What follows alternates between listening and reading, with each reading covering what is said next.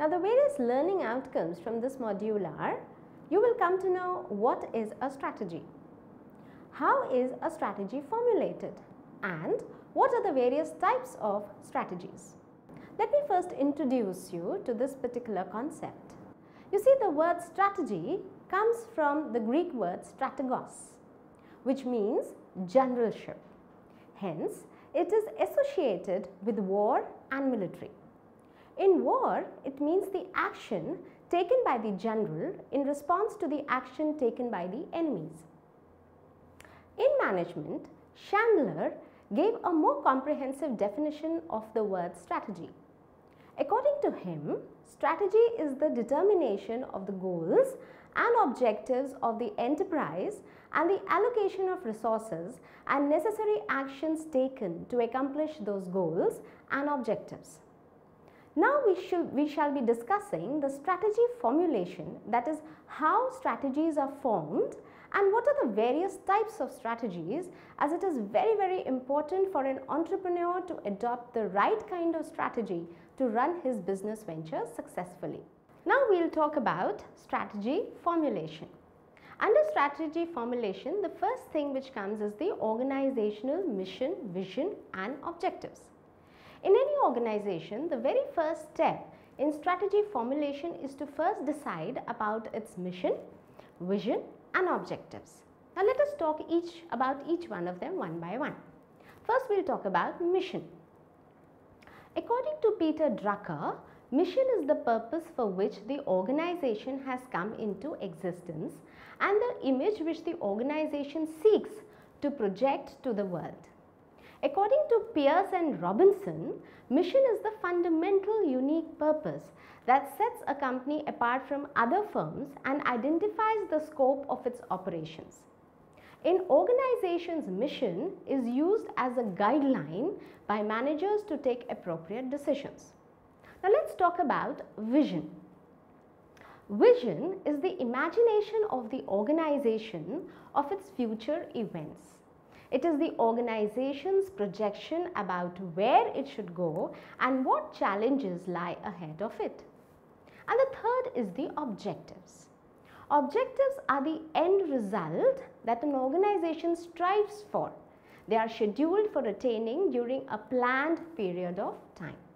The second step under formulation is environmental scanning.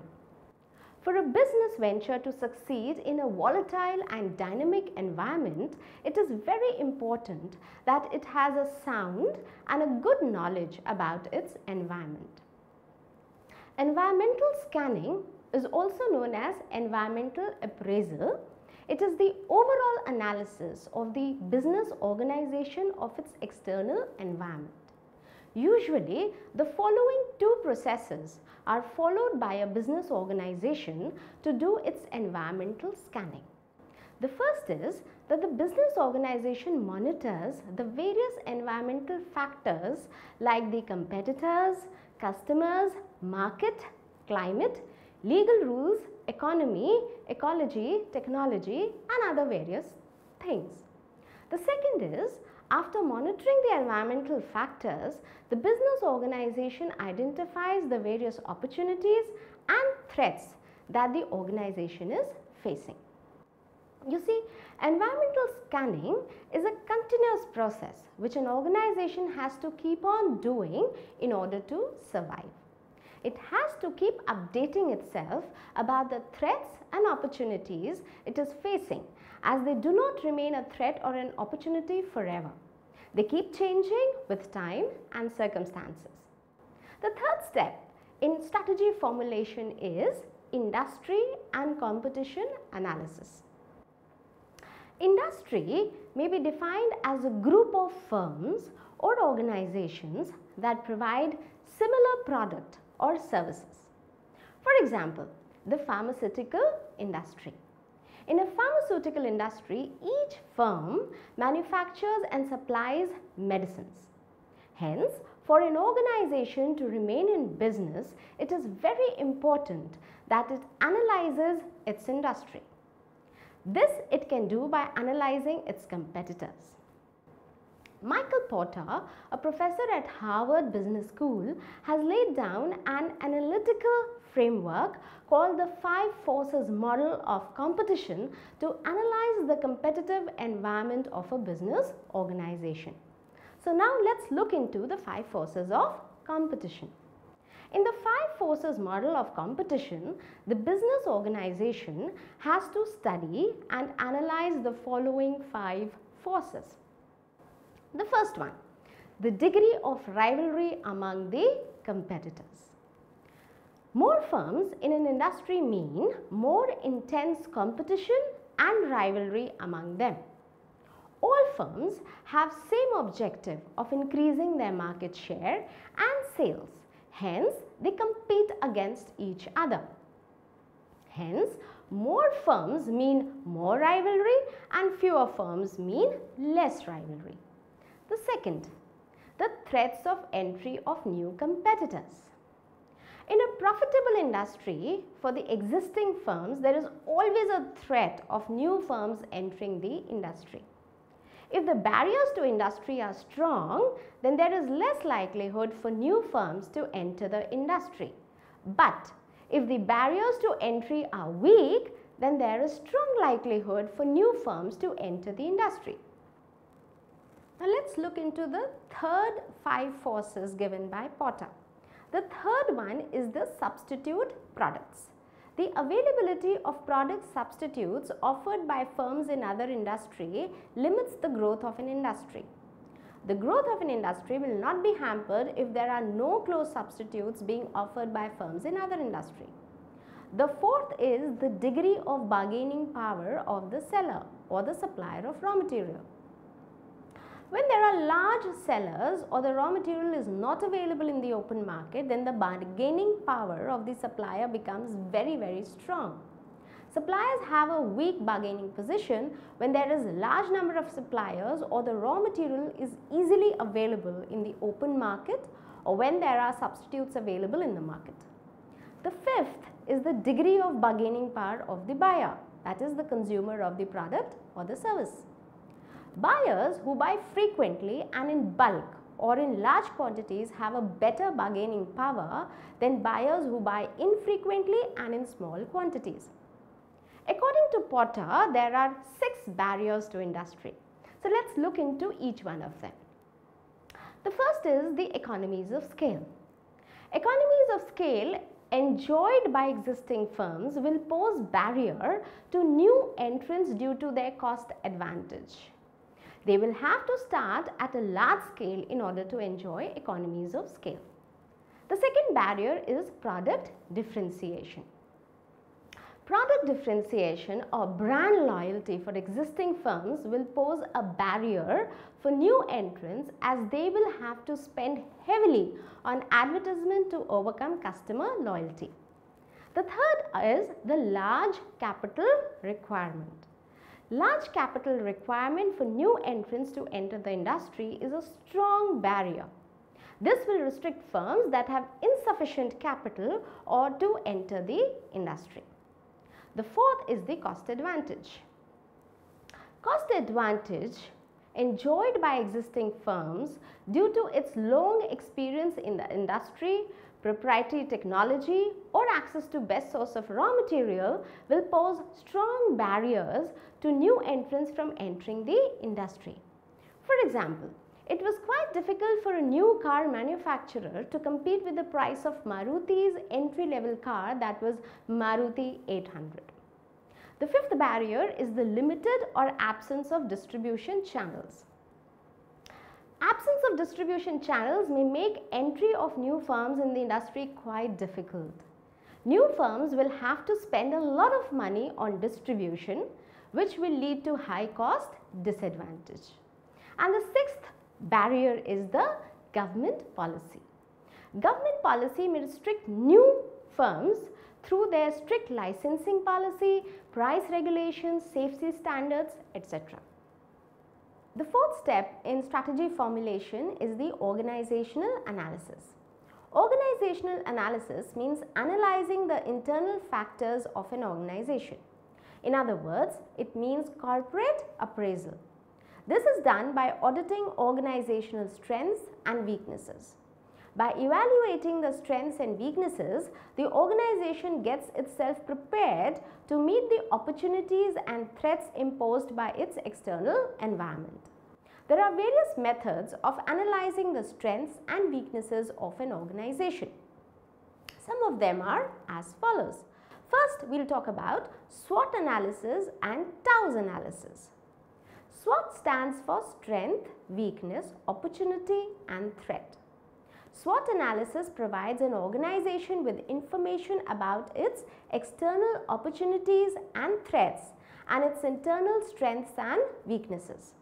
It helps the organization to compare its external opportunities and threats with its internal strengths and weaknesses and thereby adopt the most suitable strategy which helps in tapping the opportunities and minimizing the threats. TOWS on the other hand stands for threat, opportunity, weakness and strength. Unlike SWOT, here the organization sees how the external threats and opportunities can be best matched with the internal weaknesses and strengths of the organization and then accordingly adopt the most suitable strategy. The strategies adopted may be either for growth of the organization or for divestment, that is retrenchment of the organization. The other method of analyzing the company is core competence. It is quite possible that one firm's strength may be other firm's strength as well. A firm gets a competitive advantage over other firms if its strengths are confined only to itself and are not shared by other organizations. Strengths of a firm which cannot be emulated or copied by other firms will definitely give the firm a competitive advantage over other firms. C.K. Prahalad and Gary Hamel have propounded the concept of core competence. According to them, core competence is a strength of an organization which cannot be easily imitated by other organizations and hence gives the organization a competitive edge over its competitors. Core competence may be a special technical know-how or a product expertise which cannot be easily emulated by others. Now, we will talk about the various types of strategies. First, we will talk about the generic competitive strategy. Competitive advantage means superiority of one organization over other organizations or its competitors. The superiority exists due to the presence of a core competence or factors that are present in an organization and are critical for its success, and such factors are absent or are hard to be copied by other competing organizations. Hence, organizations world over try to adopt strategies that give them competitive advantage over their competitors. According to Michael Porter, there are 5 types of competitive strategies that organizations may follow to get competitive advantage. These are, the first one is the low cost provider strategy. In this type of strategy, the firm follows an overall low cost leadership strategy. Compared to its competitors, the firm charges the lowest price for its product or service in the market. For example, in comparison to other airlines like Air India and Jet, Indigo charges the lowest airfare from its passengers. The second, which Michael Porter has mentioned, is the differentiation strategy. Here, the firm tries to differentiate its product or service from that of its rivals or competitors. They differentiate the product in terms of its features, technology, packaging, marketing, etc. The differentiated products and services are often sold at high prices to the buyers. For example, Body Shop, a company that provides beauty products, has a wide range of products which are priced quite high in the market. The company has differentiated itself from other companies by advocating animal welfare. It does not use animals or indulge in any kind of unethical treatment of animals in manufacturing its products. The third is the best cost provider strategy. In this type of strategy, the firm assures the customer value for money spent on buying the goods or services. The motive of the firm is to charge lowest price for a product with certain attributes which are also present in similar products being sold by the competitors. Hotels often use this strategy. They promise their customers value for money by offering them a package like a holiday package which include accommodation, food, sightseeing, transportation, etc. at a price which is quite low compared to the price offered by the competitors for similar attributes. The fourth is the focused or market niche strategy based on lower cost. In this strategy, the firm targets a narrow or a concentrated segment of buyers and sells them the product at the lowest cost. For example, Nirma targets the low-income group consumers and sells them washing powder at a low price.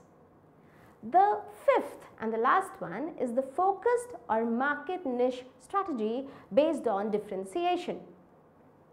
In this strategy, the firm targets a narrow or a concentrated segment of buyers and sells them differentiated product which meets the taste and preferences of the customers better than the products with similar attributes offered by the rivals.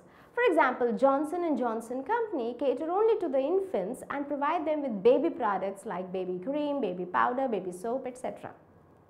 Now we will talk about the second strategy. The second is the stability strategy. Stability means being consistent over a period of time. Stability strategy is used by organizations when they want to maintain the present course over a period of time. They concentrate the organizational resources in the present endeavor and continue doing it over a period of time. The main aim of following this strategy is to maintain steadiness in business by ensuring stable growth in its operations. The third strategy is the growth strategy. Growth strategy is adopted by an organization when it wants to go higher and achieve higher objectives, much higher than its past achievement. There are 4 types of growth strategies that are adopted by organizations. Each one of them we will discuss now. The first is called the internal growth strategy. This is also called concentric expansion strategy, where growth is done by expanding the present line of business. This can be done by any of the following strategies. First, market penetration. In market penetration, the organization tries to increase the market share by capturing the market and increasing the sale of its existing goods and services. For example, Coke and Pepsi normally follow this strategy. They use this strategy to capture the market and increase their sale. The second is market development. In market development, the organization aims to capture new markets, either geographically or demographically. For example, Airtel, a mobile service provider, has very well tapped the rural market of India. Rural market was once an unexplored market for mobile service providers in India. The next strategy is product development.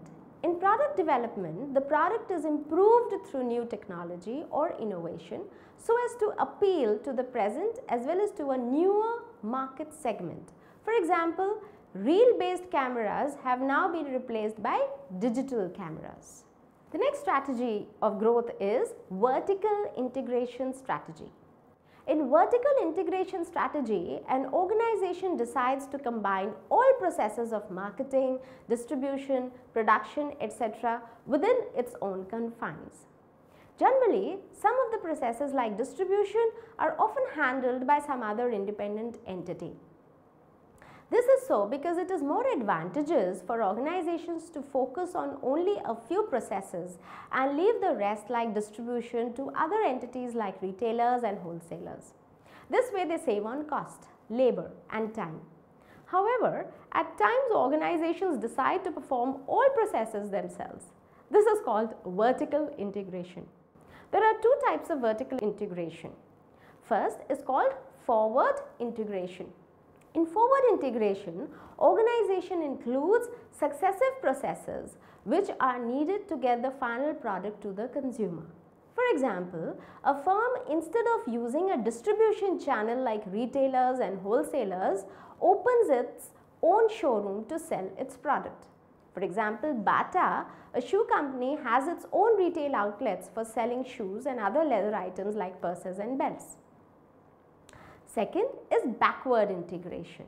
In backward integration, organization includes reverse direction processes which are needed to make the final product. For example, a car manufacturing firm, instead of buying tires from other manufacturers, plans to set up a tire manufacturing division of its own and manufacture its own tires and use them in making its own cars. The third kind of growth strategy is the diversification strategy. This is one of the oldest strategies used by entrepreneurs when it comes to expansion of their business. In this, they enter new businesses which may be new to the existing organization. There are basically 4 types of businesses which an organization may choose to do when it uses the diversification strategy to expand its business. There are 4 types of diversification strategy. Let us see each one of them. First is the horizontal diversification. In horizontal diversification, the organization diversifies in similar product. For example, an organization that manufactures lady garments diversifies and starts manufacturing gents garments as well. The second is vertical diversification. In vertical diversification, the organization adds new processes to the same business. This can be either forward integration or backward integration, which we have just discussed. The third is the concentric diversification. In concentric diversification, the organization adds a new business which is not similar to the existing business but somehow related to the existing business. The relationship may either be market oriented or technically oriented. In market oriented concentric diversification, the organization starts a new business which uses the same marketing facilities which are being used by its existing business. For example, a lipstick manufacturing firm plans to diversify into manufacturing of body lotion. The two products are quite different, but the distribution and marketing facilities for both will be the same. Next is the conglomerate diversification. In conglomerate diversification, the organization diversifies into businesses which are unrelated with the existing business. For example, a tea manufacturing firm diversifies into garment manufacturing business. Now we will talk about the 4th kind of growth strategy, which is called the external growth strategy. The organization may use an external growth strategy by combining 2 or more existing businesses. This can be done in any of the following 4 ways. The first is merger or amalgamation. In merger, an organization combines with one or more other organizations to form a new organization. It may take the form of vertical merger, horizontal merger, concentric merger or conglomerate merger. The next is takeover or acquisition. In takeover, one organization acquires full control of another organization. Generally, a bigger company takes over full control of a smaller company, wherein the small company loses its identity. The control can be acquired either amicably or by force. When done by force, it is called hostile takeover. The third is the joint venture. In joint venture, 2 or more organizations come together to form a new organization to carry out a particular business. For instance, Government of India and Suzuki Company of Japan came together to form Maruti Udyog. In joint venture, each organization brings with itself its own set of expertise and resources. Here, both the companies keep their identities intact. And the last one is called the strategic alliance. Strategic alliance is similar to joint venture, but is for a specific period and for a specified objective. Once the objective for which the alliance was made is fulfilled, then the alliance is terminated. Hence, alliances don't last forever. Now, after discussing the three kinds of strategies, which was the competitive strategy, growth strategy, stability strategy, now we will discuss the retrenchment strategy. Retrenchment is the opposite of growth. Retrenchment in literal sense means reduction or cutback. When an organization is not doing well or is incurring losses over a period of time, then it may adopt the retrenchment strategy.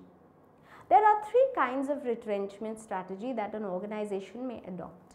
They are the turnaround strategy, the divestment strategy, and the liquidation strategy. So let's discuss each one of them. The turnaround strategy. The turnaround strategy is also known as the cutback strategy. Here the organization believes in the philosophy of holding the present business and cutting down the costs. This happens when the sales and profits of an organization are continuously declining. The second is the divestment strategy. This strategy is adopted by an organization when the turnaround strategy cannot make the business operations any better. Hence, the only option left with the organization is to stop such business operations. The strategy adopted to get out of such businesses and sell them off is called the divestment strategy. Here only a division or a part of the business which is making losses sold off or shut down. The third and the last one is called the liquidation strategy. This is an extreme case of divestment strategy where the organization as a whole shuts down or is sold off. In this case, the entire business operations are sold off and the proceeds from the sale may be utilized in new venture creation. The fifth strategy, entrepreneurial strategy, which we will talk about now, is called the combination strategy. Combination strategy means an amalgam of any of the three strategies which we have discussed, that is stability, growth or retrenchment. It is usually followed by organizations that have different business operations. It is quite possible that some business operations of the organization might be making huge profits, some making fewer profits and some making only losses. Hence, there is a need to follow different strategies for different business operations. The various possible combination strategies that an organization may adopt are any one of these following. First, stability strategy in some business operations and retrenchment strategy in others. Second, stability strategy in some business operations and growth strategy in others. Third, retrenchment strategy in some business operations and growth strategy in others. And the fourth is retrenchment strategy, growth strategy and stability strategy in different business operations. Now, after discussing 5 entrepreneurial strategies, we come to the 6th strategy, which is called the unbundling and outsourcing strategy, which is the most widely used nowadays. You see, vertical integration is quite a costly affair for any organization. Hence, nowadays, organizations are concentrating on fewer activities in which they have competencies and which are cost effective. The rest of the activities are being outsourced or given to other organizations which have the competence and cost effectiveness in doing those activities. The strategy adopted to vertically de-integrate the business is called unbundling or outsourcing. Hence, organizations withdraw themselves from certain activities and rely on other organizations for completion of those activities. The 7th entrepreneurial strategy, which we will talk about now, is called the offensive strategies. Offensive strategies are used to secure competitive advantage. Competitive advantage is the superiority of one organization over other organizations. This superiority exists due to the presence of a core competence or factors that is absent and is hard to be copied by other competing organizations. But the question is how an organization gets a competitive advantage. It can do so by employing an offensive strategy. In an offensive strategy, the organization makes such moves or initiatives that yield the organization a cost advantage, a differentiated advantage or a resource advantage. The 8th strategy under the entrepreneurial strategies which we have been doing till now is called the defensive strategy.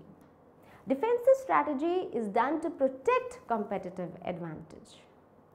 Unlike offensive strategy, in defensive strategy, the organization makes such moves and initiatives that help it to protect its competitive advantage.